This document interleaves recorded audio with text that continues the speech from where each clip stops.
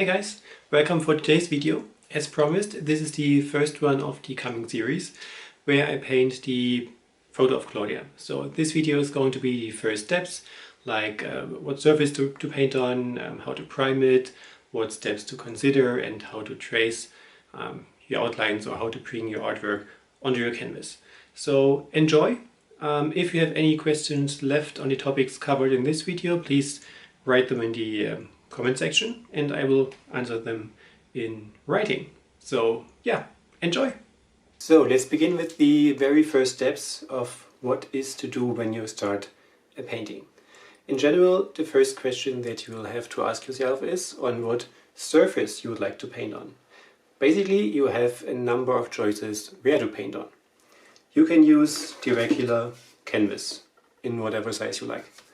Or if you want to be a bit more on the space-saving side, you can also use a canvas board, which is just some smaller, thinner and a more sturdy surface to work on, but it also has the texture a regular canvas has.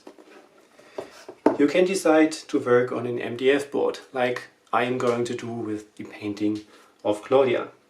Or if you want to be on the completely savvy side, you can also use some oil or acrylic paper. This is a bit thicker paper, it is already kind of sealed, it has a smooth texture and it has, well, it's not really smooth, it's more like a canvas texture, but not as rough as a canvas. So it is a bit smoother, but nevertheless, each surface that you are going to work on, you will have to prime first. Even if we work on paper, and you can work on regular paper as well, so even if it's not designed for oil painting or acrylic painting, so in this case here oil painting, you need to prime it first. Same with the MDF board. If you get your canvases from the store like this one, they are usually already primed. But depending on the roughness of the surface that you like working on or that you want to have, it is probably a good idea to prime it a second or third time just to give you the surface texture that you would like to have. In general, you will need a bit of a texture just to make the paint grip a bit better on the surface. If it's too smooth, you will have a tricky time to make a decent paint layer, to not smudge the paint all around and to make it stick to the surface.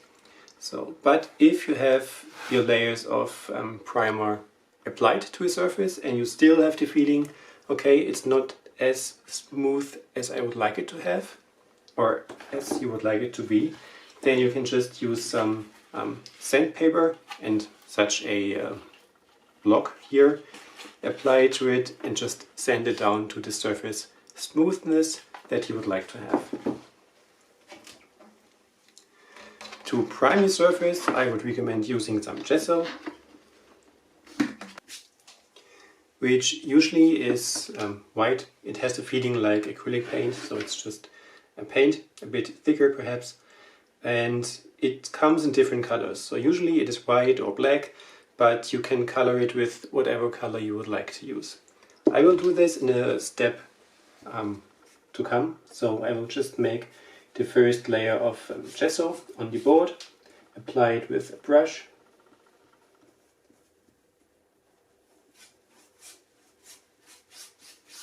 and afterwards just let it dry and give it a second, third or whatever amount of coats you think you will need. And the reason why we are doing this is to kind of protect the surface.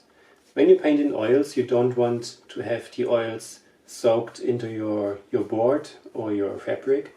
So when you use a canvas, you don't want the oil colors to be soaked into the fabric itself. So the primer in a way prevents that and catches the oil and binds it, that it doesn't really can affect the fabric or the board itself.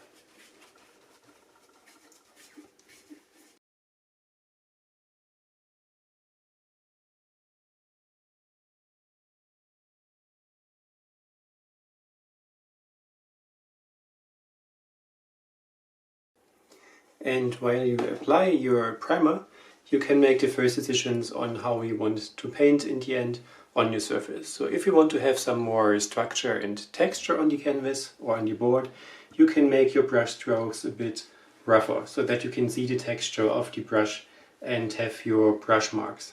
So even if you add second, third layer, you will have this kind of texture show through in the end. If you already know you want to have an as smooth as possible surface, then just go over it a couple more times and smooth it out as much as you can. This will in the end save you some more time on sanding it when your layers are applied even and you don't have these brush marks all over the place. As a tip, don't go too heavy on the gesso, just make thin layers, let it dry. It usually doesn't take too long to dry, and then apply as many layers as you would like to have. I usually would go for at least 3 layers just to give you a good foundation on your board. Usually those canvases are primed 1 or 2 times. It oftentimes is just written on the package itself when you buy it.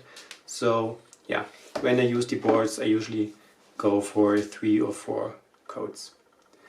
I will let this dry, apply the next coats off camera. It's not that fascinating, and I will be back once this is done.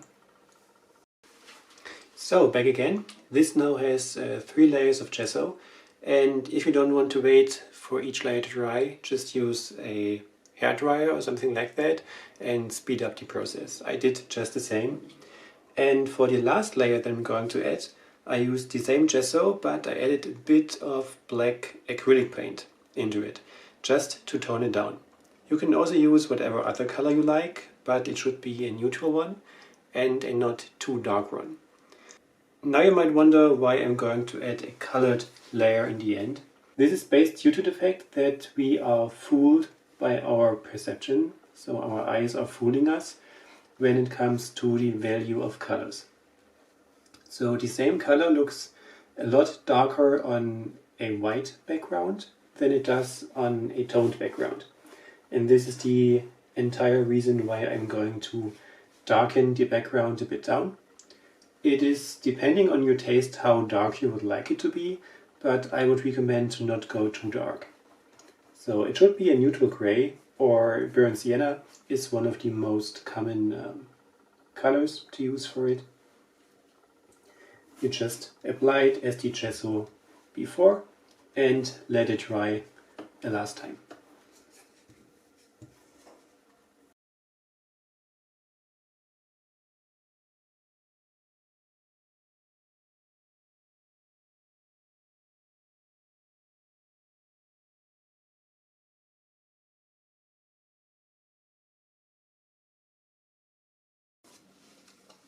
Okay, I think this will do it. This color layer really doesn't have to be perfect, so it just needs to cover the canvas that you have a neutral tone. If you have some areas which are a bit darker, some a bit lighter, not so much of a deal. It will not distract too much in the end. If you want to have it perfect, of course, really mix your color well and apply it evenly, and you are good to go. But yeah, for me this is just fine, and I wanted to show you why I am doing this and what advantages this might have in the end. So I'm going to let this one dry until tomorrow. I could use the hairdryer again, but no one is rushing us, so I let it dry completely. Make sure I have not any bristle hairs in there, just make sure you have removed all of them. And yeah, we will see tomorrow when it comes for the planning phase of the portrait, and I will show you my methods on how I trace it onto the surface. So if you can freehand already, and if you're good in sketching and drawing, it is of course the best method to really freehand draw your painting from the artistic point of view. But as I assume that you are a beginner in painting, drawing, or both, I'm going to show you the methods that I have used in the beginning to get a hang for it, to get familiar with all the techniques, and my approach to things to get the exact outlines and shapes of the subject that I'm going to paint onto my surface. So this will come tomorrow. I will present a couple of different things that you can do to bring your outlines on your board, your canvas, and then we will go on with the next steps. So see you then. Welcome back everyone. This is completely dry now and you probably cannot see it in the camera, but it has some very smooth texture, so it's not completely even. It has some grip, which is cool, and it isn't completely even from the color itself, but it's totally fine for what I need it for. But again, if you need it completely smooth, even, slippery, you can use such a block and some sanded paper, put it on there and sand over it to make it as even as you would like it to have. The next step would be bringing your outlines onto your canvas. And there is a number of ways that you can do it, of course. If you are able to do it, you can freehand it. But as this is supposed to be a beginner's video, I probably think you might not be able or willing to freehand it. So I'm going to show you a couple of methods that I've used in the past. Some of them I am still using just as a kind of shortcut and to save some time. Because the freehanding method, although it is the best method to practice and improve your artistic skills, is the most time-consuming one. And especially when you are a beginner in painting and drawing, you want to be sure that your outlines are as accurate as they can be, just to be on the safe side and not to be forced to correct things on the go in your painting when your skills are not as developed to have a good feeling about how to change things in the end. So if you have done a mistake on your painting, it takes some time and practice to really know how to fix these mistakes. At least I felt like that in the beginning. So one of the more popular ways is probably using the grid method. So if you have your reference photo, let's just use this one, you draw a grid onto it, a bit thinner lines than this one here is, of course, and you make the same grid onto your board as well. So if you want to have it double the size, make double the distance for each grid. So if this is 1 by 1 centimeter, make it 2 by 2 centimeters. And then you have a pretty easy job to copy the outlines of your drawing or of your photo, whatever you want to paint in the end. But although this method is pretty accurate and easy, it also takes some time to prepare everything. The second method, and this is one method that I like using on my paintings as well, is making the outlines on some plastic, like this. This you can get in the office store, for example, and yeah, it's just a sheet of plastic. They come in different thicknesses and sizes, and most of times I put it on in front of my computer screen and zoom the picture to the size that I want it to be and trace the outlines with a waterproof fine liner or something like that. So this makes you pretty sure that you have the exact outlines. And at this point in my life, I only do the outlines. When I started making this, I really went crazy on lines, to be honest. I traced every little shadow and color shift thing that you can imagine. So in the end, this pre-sketch probably looked like a painting by numbers print. So I really prepared everything so that I have the exact area to put which color in. Basically like that. So the more often you practice this and the more often you paint yourself, the more of those outlines you're going to need. But in the beginning I did it myself, so feel free to use as many helping lines as you need to bring your picture in color onto your canvas or onto your board. So, but what now? You have it on plastic, but you need to have it on your surface. Therefore you can use a couple of different methods. One method you probably already know from your childhood, which is tracing paper. Or if you don't have tracing paper, which is transparent, you can use baking paper instead.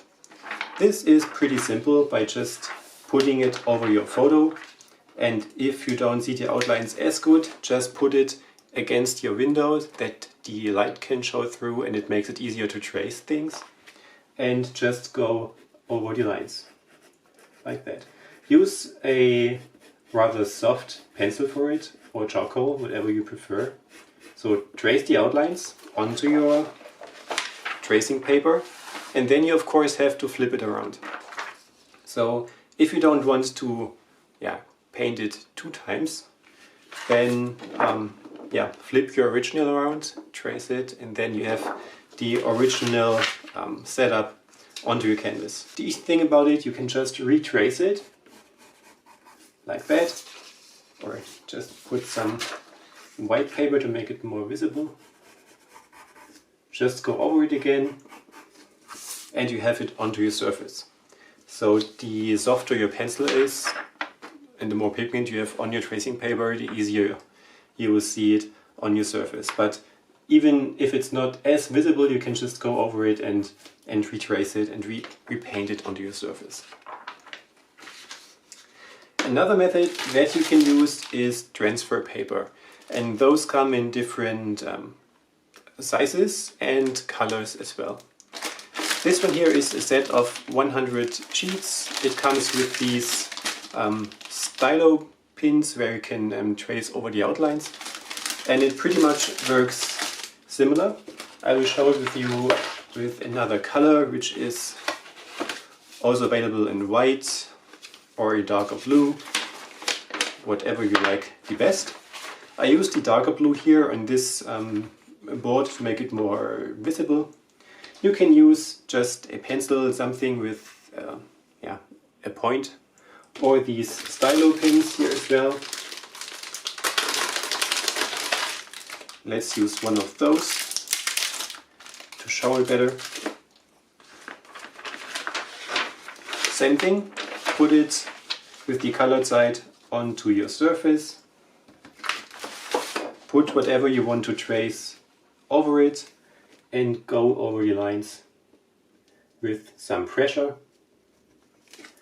And in the end, when you are done, you will have those lines, probably not visible for you now, onto your surface, but just use it like that. And here you have it in color. It is probably not really good visible in the camera, but you can see it when it's in front of you. And so you can bring your drawing, your outlines onto the surface as well. Especially when I'm working on really large sizes, and I would consider this already a large size, I oftentimes also use my overhead projector or an LCD projector, whatever you have at hand. So this makes also clear that you have your outlines accurate, pretty easy, quickly, and you are good to go. When I use my overhead projector, though, I put the reference photo on it, of course, printed on plastic as well, and I still do put such kind of grid over it. Why I do this? When you're using an overhead projector, it has a tendency to distort the image, so just to warp it a bit, and to see if your image is really accurate onto your surface, if it's even, if it's tilted or shifted. I put the grid over it in the first place, just to make it more visible and see if these lines are still parallel, or if they are angled, or if it's tilted or shifted. It just makes it easier. So if you go for the overhead projector method as well, I just recommend you, before you start tracing, put such kind of grid over it to see if it's really lined up correctly. And once everything is set and looks good, you can go tracing the outlines on your canvas or board. And those are pretty much the beginners methods that I have used. I know this is kind of a controversy if you should use those tools, if it is like cheating or bad artist habits. Make up your own mind about it. I really don't consider it as cheating, especially when you are a beginner. There are so many struggles and fears that you are facing, and why not make your life easier? I feel these shortcuts are just as much a shortcut as an accounting uses a calculator. And no one really would blame them using a calculator to get their job done. So this is how I see it. Of course, freehanding stuff gives you a better learning curve for your artistic skills, but even if this shortcuts slows down your process, it gives you a bit more self-confidence, especially from my point of view on this. So if it helps you in your decisions, go for it. Make the shortcuts that you want to use, that make your life easier, that make your decisions easier. And yeah, there's still enough struggle to come in the next steps, so why not make your life easier at this point? If you're watching this and still have some additional tips, advices or shortcuts, what you can use to bring your subject onto your board, painting surface, write them in the description box. I'm sure a number of people would like to read them. I, of course, would love to read them because it's never too late to learn. Perhaps someone of you has some more outstanding tips, what we all can use and make our own lives easier. So far for this demonstration and first video. I hope I had some tips that you probably did not know or were struggling with, and I'm going to put this video for an end. And I'm going to put this video to an end. And in the next video to come, I'm going to go a bit deeper into colors themselves. So color mixing, especially for beginning artists, or if you are new to oil painting, what you can use, what you can do, what makes your life easier, and what you probably should not go with in the first paintings and early stages that you work in oil paints. There is a number of mediums that we could cover, a number of paints and colors that we could cover, and I'm going to try to make it as easy and simple for you to understand, to make your process or your transition into oil painting as easy as it can be, probably. So stay tuned. I hope you liked the video. Give me a thumbs up if you liked it, and subscribe to my channel if you have not done so far. I would of course love to see as many as possible for the next coming videos. And also have a look at all the videos that are already there. So, see you in the next one. Bye bye.